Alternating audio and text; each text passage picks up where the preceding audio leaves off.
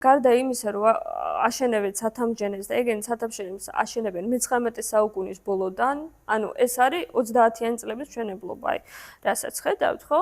ყველაზე ცნობილი ნიუ-იორკული ცათამბჯენები ფაქტობრივად, ხო?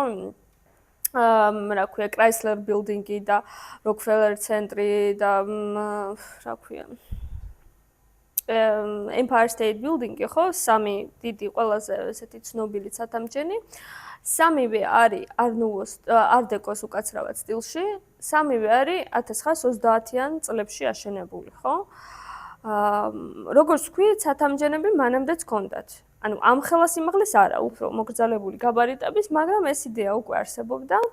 აქ ჩვენ გვაქვს უცნაური თანხმედრა არა მხოლოდ, ასე ვთქვათ, ტექნოლოგიური გამართულობის და აი სიმართლის, რომელიც სჭირდება ამხელა კონსტრუქციის აშენებას, ხო, ეხლა არ არის რა ამარტივი, ეხლა რაც გინდა იძახე, რომ ყველა იზავს, ყველა ვერ იზავს.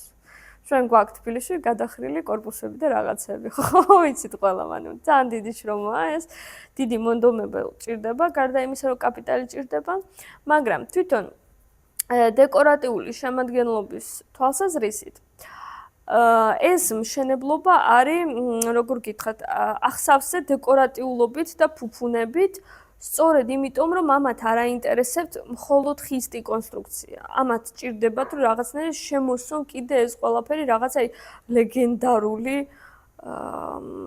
ისტორიებით. აი ესეთი სტილია და გეტყვით ახლა გაჩვენებთ აი შიგნით როგორი თემები გვაქვს კიდე. ნახეთ. აი ეს არის მაგალითად Empire State Building-ის შესასვლელი ლობი.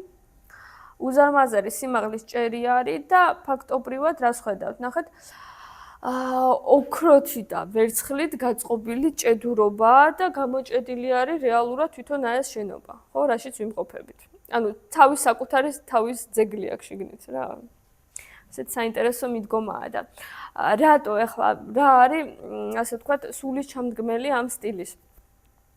Art Deco ეტრფის ანტიკურ კულტურებს და განსაკუთრებით ძალიან უყვარს ეგვიპტე. აი, არ ვიცი, თუ გრძნობთ რა კავშირს. ხო, ეგვიპტური მასშტაბი გრანდიოზული, ეგვიპტური მოხატულობა, ეს ოქროები და შავი, განსაკუთრებით ოქროს და შავის ურთიერთობა ძალიან მოწონთ, ეს საყვარელი კომბინაცია არის. პლუს ორნამენტები და პლუს მთელი ეს ეპოსური ესეთი დიდებულება.